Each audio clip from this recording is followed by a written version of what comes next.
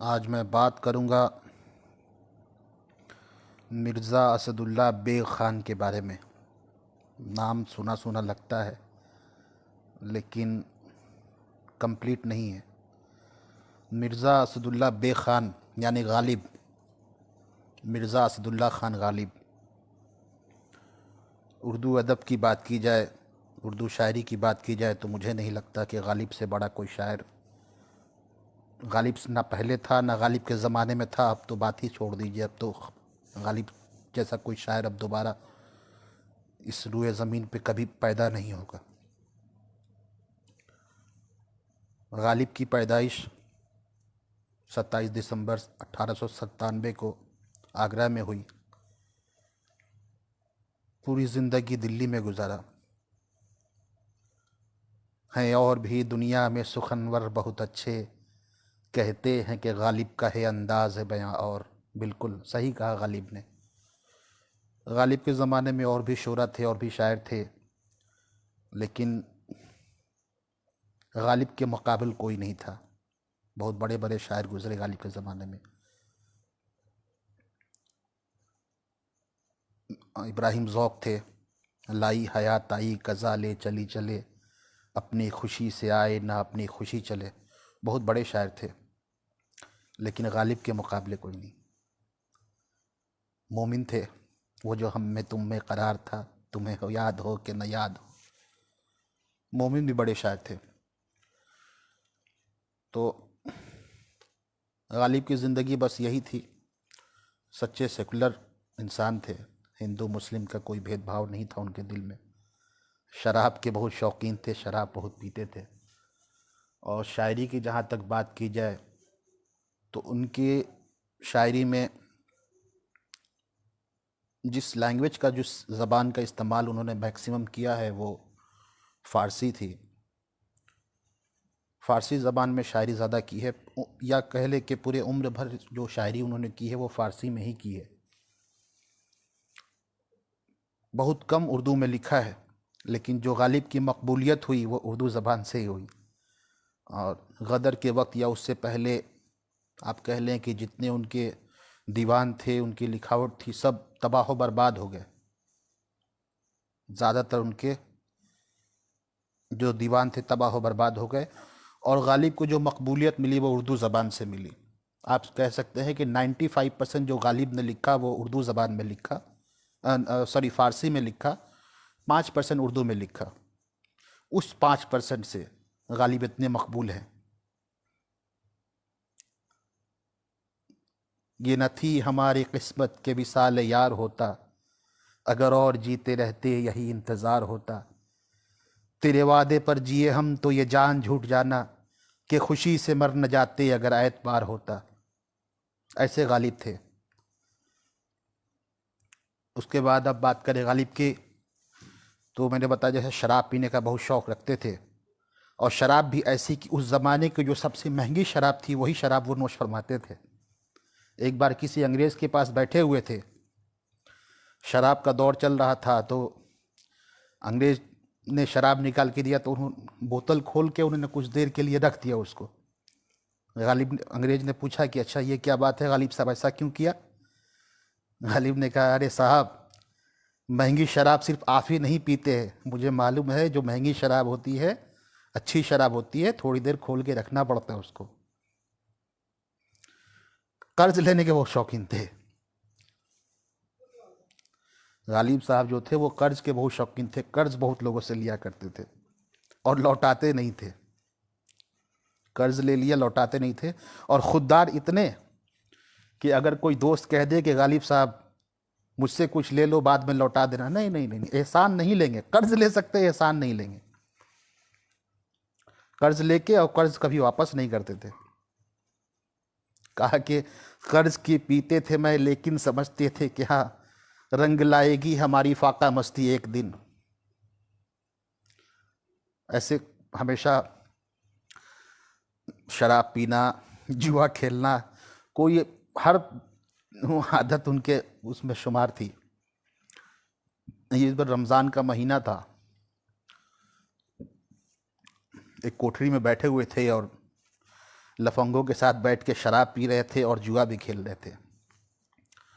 بغل سے قاضی گزرا ان کے، اس نے کہا غالب صاحب توبہ توبہ، کم سے کم رمضان میں تو چھوڑ دیا کرو۔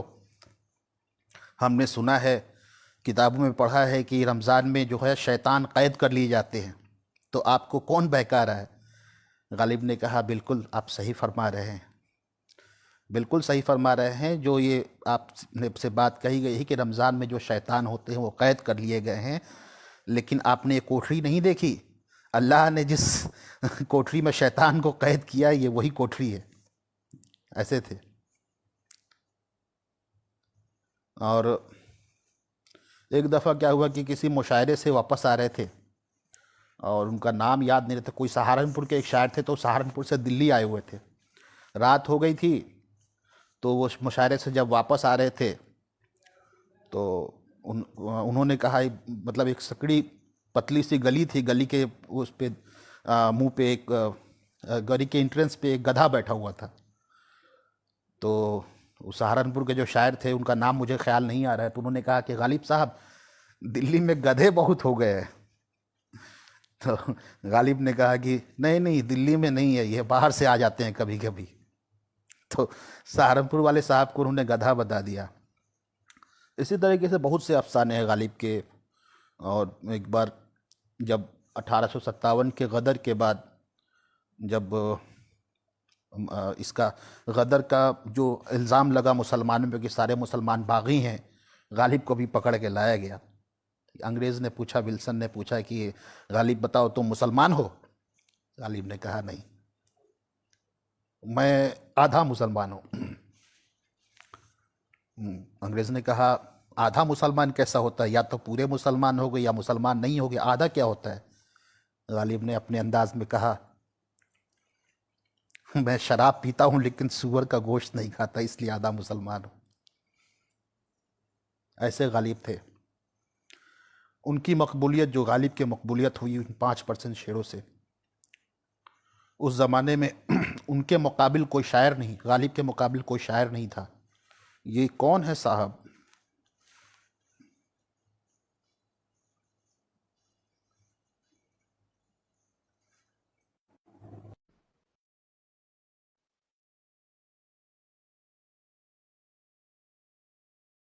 غالب کے مقابل اس زمانے میں کوئی شاعر نہیں تھا، ویسا شاعر جو غالب کا مقابلہ کر سکے۔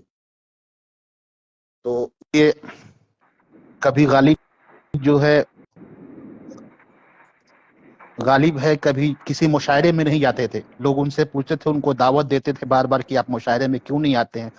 غالب کہتے، بس یہ کہہ دیتے تھے کہ اس مشاعرے میں میرے شعر کو سمجھنے والا کوئی پیدا نہیں ہوا ہے، ویسا کوئی شاعر نہیں ہے جو میرے شعر کو وہاں سمجھ سکے، اس لیے میں جا کے اپنی بے عزتی نہیں کرانا چاہتا ہوں۔ ایک بار ایسا ہوا کہ ہمیشہ تو قرض لیتے تھے، بہت لوگوں سے قرض لیتے تھے، قرض لے کے ہی شراب چلتی تھی، اور شوق تو بہت بڑے بڑے نوابوں والے تھے، لیکن ہمیشہ یہ لکھا انہوں نے کہ میں غریب ہوں، میرے پاس پیسے نہیں ہیں، اس کے خرچ کے اخراجات کے پیسے نہیں ہیں، لوگوں سے پیسے لیا کرتے تھے، قرض لے کے بھول جایا کرتے تھے، قرض لے کے واپس نہیں کرتے تھے، بھاگتے پھرتے تھے، قرضداروں سے بھاگتے پھرتے تھے۔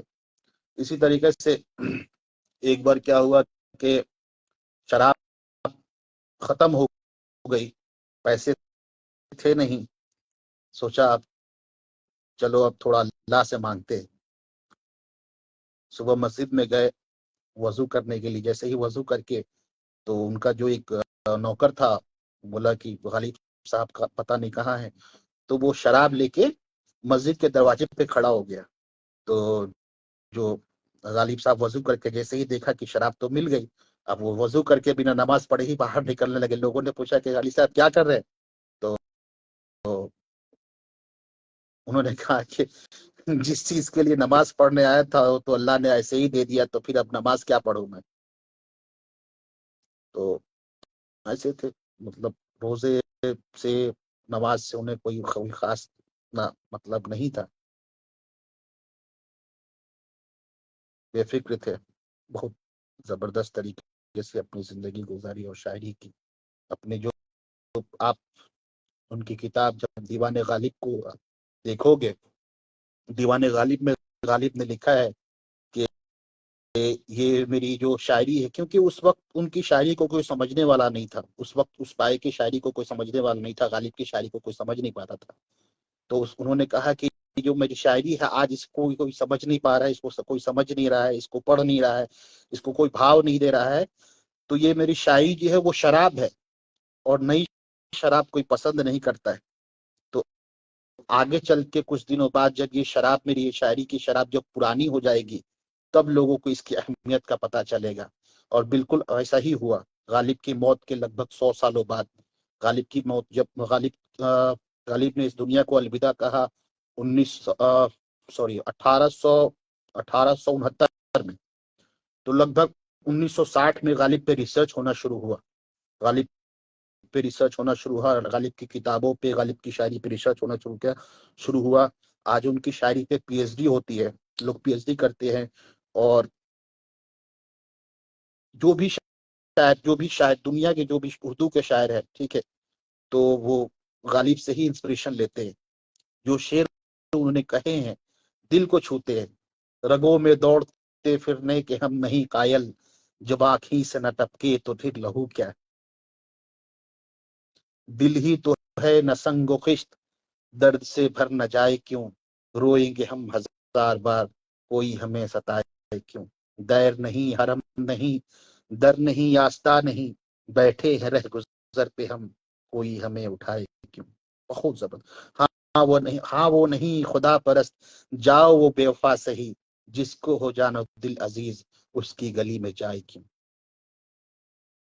ایسے غالب تھے. ان کو یہ مقبولیت صرف اپنے 5% شعر سے ملے، 5% شاعری سے ملی. زندگی بھر جو غالب نے لکھا وہ فارسی میں لکھا، وہ تباہ و برباد ہو گئے. اب سوچئے کہ غالب صرف 5% اردو میں لکھ کے اتنے مقبول ہوئے کہ آج اردو کا ان سے بڑا کوئی شاعر نہیں ہے میرے حساب سے، اور بہت لوگوں کے حساب سے. بہت لوگ اقبال کو کہتے ہیں بہت بڑے شاعر تھے، فیض احمد فیض بہت بڑے شاعر تھے، بالکل بڑے شاعر تھے. جگر مراد آبادی کے بارے میں کہتے ہیں بہت بڑے شاعر تھے. میر تقی میر کے بارے میں کہا جاتا ہے کہ بہت بڑے شاعر تھے، بالکل بہت بڑے شاعر تھے. لیکن جو غالب کا انداز تھا، جیسے غالب جنہوں نے شاعری کی، ان سے بڑا کوئی شاعر، اردو کا کوئی شاعر ان سے بڑا نہیں ہوا. ہیں اور بھی دنیا میں سخنور بہت اچھے، کہتے ہیں کہ غالب کا ہے انداز بیاں. اور ایک شعر سنا انہوں نے، میر تقی میر کا شعر سنا تھا: پتا پتا بوٹا بوٹا حال ہمارا جانے ہے، جانے نہ جانے دل ہی نہ جانے باغ تو سارا جانے. تو غالب نے کہا رختے کے تم ہی استاد ہو نہیں غالب، رختے کے تم ہی استاد نہیں ہو غالب، کہتے ہیں اگلے زمانے میں کوئی میر تو تھا. تو غالب گھمنڈ بھی کرتے تھے، اور گھمنڈ ان پہ جچتا تھا. گھمنڈ ان پہ جچتا تھا کیونکہ ان کے مقابلے کوئی تھا ہی نہیں. وہ کہتے تھے کہ مجھ سے بڑا کوئی شاعر نہیں، اردو کا شاعر نہیں، اور بالکل ان سے بڑا کوئی اردو کا شاعر تھا نہیں، اور نہ ہے اور نہ کبھی ہوگا. تو اپنے سامنے کسی کو شاعر وہ مانتے تھے، تو میر کو مانتے تھے. اور ایک کہا کہ بازی چے اطفال ہے دنیا میرے آگے، ہوتا ہے شب و روز تماشا میرے آگے. ایمان مجھے روکے ہے تو کھینچے ہے مجھے کفر، کعبہ میرے پیچھے ہے کلیسا میرے آگے. غالب سے مجھے محبت ہوئی، آج تو میری عمر لگ بھگ 33-34 سال ہو گئی. غالب سے مجھے محبت جب ہوئی، اس وقت میری عمر وہی کوئی 12-13 سال رہی ہوگی. غالب کا ایک شعر میں نے پڑھا جب میں کلاس 8 میں تھا. ایک شعر پڑھا: ہزاروں خواہشیں ایسی کہ ہر خواہش پہ دم نکلے، بہت نکلے میرے ارماں مگر پھر بھی کم نکلے. اور اسی غزل کا ایک شعر تھا: نکلنا خلد سے آدم کا سنتے آئے تھے، لیکن بہت بے آبرو ہو کر تیرے کوچے سے ہم نکلے. جو آدم کے بارے میں جو لوگ حضرات، جو مسلمان حضرات ہیں، جو جن کا ایمان آدم پہ ہے کہ سب سے پہلے نبی ہیں، اللہ کے سب سے پہلے نبی آدم، دنیا میں بھیجنے سے پہلے وہ جنت میں رہتے ہیں. تو جنت میں اللہ نے کہا تھا کہ سب کچھ آپ جنت میں رہو، لیکن یہ اس پیڑ کے پاس مت جانا. انسان ان کو شیطان نے بہکایا، اس پیڑ پہ گئے، اس کا پھل کھایا، کیا کیا، پھر اللہ نے ان کو زمین پہ بھیج دیا. تو غالب نے کہا نکلنا خلد سے آدم کا سنتے آئے تھے. خلد مطلب جنت. آدم کا مطلب آدم نے جب اللہ کی بات نہیں مانی تو انہوں نے ان کو زمین پہ بھیج دیا, جنت سے نکال کے زمین بھیج دیا. نکلنا خلد سے آدم کا سنتے آئے تھے لیکن بہت بے آبرو ہو کر تیرے کوچے سے ہم نکلے. اے محبوب تو نے اس سے بھی زیادہ بے آبرو ہو کے بے عزت کر کے اپنی گلی سے مجھے نکال دیا. تو یہ شعر سننا تھا اور یہ شعر پڑھنا تھا. اس شعر کا جب مجھے مطلب سمجھ میں آیا اسی دن مجھے غالب سے محبت ہو گئی. اس کے بعد میں نے غالب کی دیوانے غالب کا ہر دیوان میں نے پڑھ دیا, ہر شعر پڑھ لیا. اور غالب کو پڑھنے کے لیے ہی میں نے اردو سیکھی. ایسے غالب تھے. اور غالب کا کیا کہنا اور کیا کہہ سکتے ہیں غالب کے بارے میں. ہر چیز ہر انداز ان کا الگ تھا دنیا سے. آم کے بہت شوقین تھے, آم بہت کھاتے تھے غالب. ایک بار کیا ہوا کہ ایسے ہی بہادر شاہ ظفر تھے. بہادر شاہ ظفر تو ان سے عمر میں بڑے تھے لیکن شاعری ان سے سیکھتے تھے. ان کے استاد تھے, بہادر شاہ ظفر کے استاد تھے غالب. تو ایک بار یہی کہیں کھڑے تھے اور آم کا جو چھلکا ہوتا ہے نا اوپر کا پارٹ, ایک گدھا آیا اور سونگ کے چلا گیا. بہادر شاہ ظفر کو آم پسند نہیں تھا, غالب کو آم پسند تھا. تو وہ گدھا جو آیا وہ آم سونگ کے چلا گیا, کھایا نہیں. تو بہادر شاہ ظفر نے کہا دیکھیے حضور, آم ایسا پھل ہے کہ گدھا بھی نہیں کھاتا. غالب نے کہا اپنے انداز میں بالکل گدھے آم نہیں کھاتے. ایسے تھے غالب. حاضر جوابی کا ان کا کوئی جواب نہیں تھا. ایسے تھے غالب. بات کرنے میں ان سے کوئی جیت نہیں سکتا تھا. ذکر اس پریوش کا اور پھر بیاں اپنا بن گیا رقیب آخر تھا جو رازداں اپنا. ایسے تھے غالب. 1857 کے غدر کے بعد دلی میں جو ہوا اور غدر کے بعد جو پریشانیاں آئی اس سے غالب کا دل ٹوٹ گیا تھا. ہاں, ایک بہت مشہور واقعہ ہے غالب سے ریلیٹڈ. ایک بار کیا ہوا کہ کوئی شخص تھا ان کو, اور قاتل جو مطلب وہ خط لانے والا جو ہوتا ہے نا قاصد, تو وہ خط لاتا تھا اور کوئی شخص ان کو بار بار گالیاں لکھ کے بھیجتا تھا. خط میں گالیاں لکھ کے بار بار گالیاں لکھ کے ان کے لیے بھیجتا تھا غالب کے لیے. تو ایک بار پھر ویسے ہی اسی حساب سے گالی لکھ کے پورا خط میں گالی لکھ کے ان کے پاس آیا تھا. اور ان کا ایک شاگرد تھا ان کے بغل میں بیٹھا ہوا تھا. خط اس نے لے لیا اور پڑھ لیا. پڑھ کے اس کی ہمت نہیں ہو رہی تھی غالب سے کہے کہ اس میں گالیاں لکھی ہوئی ہیں. تو غالب نے پھر سے خط لے لیا, اس کو پڑھا تو ان میں ان کے ماں کی گالیاں بہت سے لکھی ہوئی تھی ماں کے بارے میں. انہوں نے کہا کمبخت کو گالی بھی دینے نہیں آتا. کمبخت کو گالیاں بھی دینی نہیں آتی ہیں, گالی بھی نہیں آتی. بے وقوف کو گالیاں بھی دینے نہیں آتی ہیں. اب اس 62 سال کے بوڑھے کو ماں کی گالی تھوڑی لگے گی, بیٹی کی گالی دینی تھی. بوڑھے کو بیٹی کی گالی دینی چاہیے, نوجوان کو اس کی بیوی کی گالی دینی چاہیے, اور بچے کو اس کی ماں کی گالی دینی چاہیے. کیونکہ بچہ اپنی ماں سے زیادہ محبت کرتا ہے, نوجوان اپنی بیوی سے زیادہ محبت کرتا ہے, اور بوڑھا آدمی اپنی بیٹی سے. کہ میں 62 سال کا بوڑھا میری ماں کو گالی دے کے کیا کرے گا, مجھے کوئی فرق نہیں پڑتا. ایسا انہوں نے کہا کہ بیوقوف کو گالیاں بھی دینے نہیں آتی. ایسے تھے غالب. حاضر جواب. کبھی زندگی میں نماز نہیں پڑھا, کبھی روزے کوئی روزہ نہیں رکھا. ایک صاحب نے پوچھا حضور رمضان کے بعد جب عید کے لیے نماز پڑھنے گئے تھے غالب, عیدگاہ میں پکڑ لیا ان کو, حضور اس بار کتنے روزے رکھے؟ غالب نے کہا ایک نہیں رکھا. جناب کو سمجھ بھی آیا کہ ایک نہیں رکھا, 29 رکھا, لیکن غالب نے ایک بھی نہیں رکھا. تو انہوں نے کہا ایک نہیں رکھا. ایسے تھے. لفظوں سے کھیلنا بہت اچھی طرح جانتے تھے. غالب کی موت کو لگ بھگ 150 سال سے زیادہ ہو گئے. 150 سال کیا کہے, 200 سال. ہاں 150 سال سے زیادہ ہو گئے. لیکن آج بھی ویسے ہی مقبولیت ہے غالب کی. ان کے شعر جو شاعری کو پسند کرتے ہیں, جن کو شاعری پسند ہے یا تھوڑا علم و ادب سے محبت رکھتے ہیں, تو غالب ہمیشہ زندہ رہیں گے ان کے دلوں میں. اردو ادب سے جن کو محبت ہے, اردو شاعری سے محبت ہے, غالب کبھی نہیں مریں گے. غالب ہمیشہ ان کے دلوں میں زندہ رہیں گے. یہ متاعل تصوف و تیرا بیان غالب, تجھے ہم ولی سمجھتے جو نبادہ خار ہوتا. خود کہہ دیا کہ اگر میں شراب نہیں پیتا, اگر میں شراب نہیں پیتا تو دنیا مجھے ولی کہتی. جو میرا رتبہ جو مقام ہے तब शराब के वजह से मैं बदनाम हूँ, वरना दुनिया मुझे वली कहती।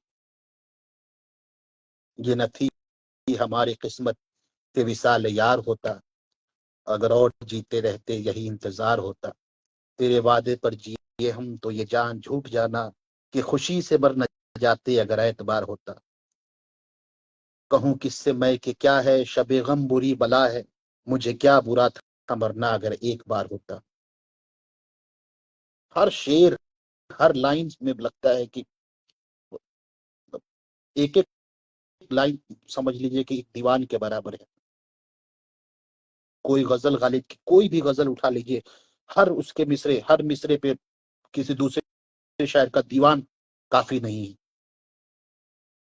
पूरी किताब काफी नहीं है एक गालिब के एक शेर पे। निकलना खुल्द से आदम, कभी तो बताया मैंने, निकलना खुल्द से आदम का सुनते आए हैं, लेकिन बहुत बेआबरू होकर तेरे कूचे से हम निकले। ऐसे थे।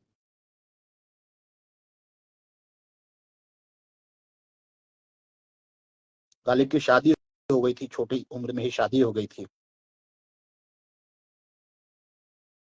बच्चे हुए, 7 बच्चे हुए, लेकिन कोई जिंदा नहीं रह पाया। गजल कही थी, दिल ही तो है न संगो खिश्त, दर्द से भर न आए क्यों। दिल ही तो है न संगो खिश्त, न ईंट है न पत्थर है, दिल तो है ना। दिल ही तो है न संगो खिश्त, दर्द से भर न जाए क्यों। रोएंगे हम 1000 बार, कोई हमें सताए क्यों। दैर नहीं, हरम नहीं, दर नहीं, हंसता नहीं, बैठे हैं रह गुजर पे हम, कोई हमें उठाए क्यों। हाँ वो नहीं खुदा परस्त, जाओ वो बेवफा सही, जिसको हो जानो दिल अजीज, उसकी गली में जाए क्यों।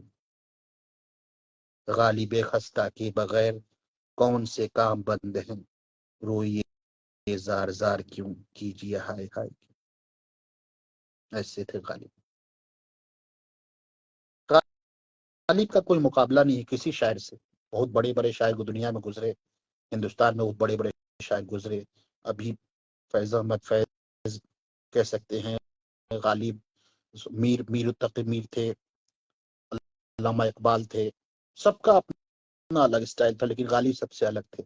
हैं और भी दुनिया में सुखनवर बहुत अच्छे, कहते हैं कि गालिब का है अंदाज बयां और, बिल्कुल वैसा कोई न हुआ, न था, न हुआ, न होगा जैसे गालिब थे। जब भी उर्दू शायरी की कहीं कहीं भी उर्दू शायरी का जिक्र होगा, रहती दुनिया तक गालिब गालिब का नाम आएगा,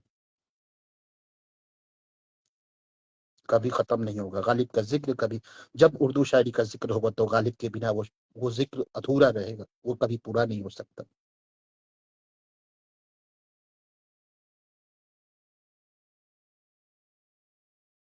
जिस दाद के वो हकदार थे उनके जमाने में, उस वक्त में लोगों ने उन्हें वो दाद नहीं दी।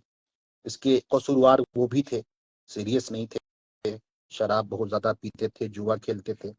और जुआ शराब उस वक्त मतलब अच्छी चीज नहीं मानी, आज भी नहीं मानी जाती, उस वक्त भी नहीं मानी जाती थी। शायर तो बहुत पाए गए थे। बाद में उनको जब लोगों ने पढ़ा, उनके दीवान को पढ़ा, उनकी शायरी पढ़ी, तो लोग दीवाने हो गए, पागल हो गए। उस वक्त वो जो दाद उनको उस वक्त मिलनी चाहिए थी वो नहीं मिली।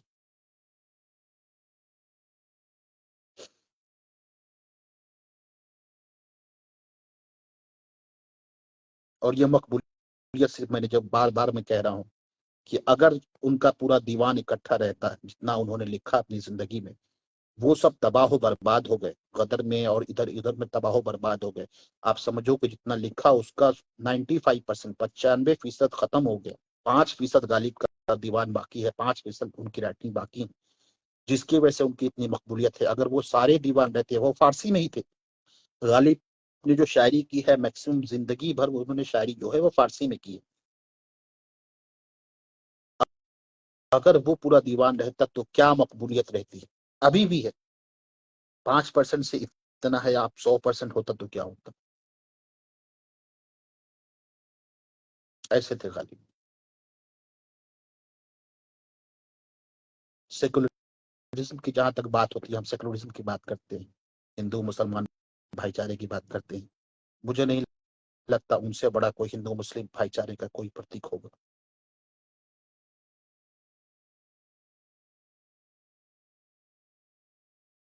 यही था गालिब के बारे में, मुझे कुछ यही सब बातें कहनी थी, मैंने कही।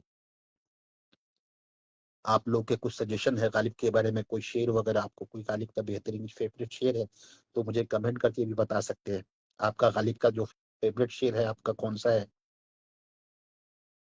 तो आप मुझे आप बता सकते हैं कमेंट करके। या दूसरे शायर जिसके बारे में आप इंफॉर्मेशन चाहते हैं, जानना चाहते हैं, वो मुझे बता सकते हैं, मैं जरूर आपके साथ शेयर करूंगा। ये है गालिब, मिर्जा असदुल्ला बेग खान नाम था उनका, और गालिब उनका तखल्लुस था। पहले दो तखल्लुस है, उन्होंने दो अपने उपनामों से, पेन नेम से लिखा है। असद के नाम से भी लिखा है और गालिब के भी नाम से लिखा है। ज्यादातर गालिब की मकबूलियत ज्यादा है। यही चीजें, बाकी आप देख रहे हैं तो कमेंट्स करके बताइए कुछ उनके बारे में, आप लोग गालिब की इंफॉर्मेशन के बारे में। थैंक यू, बहुत बहुत शुक्रिया।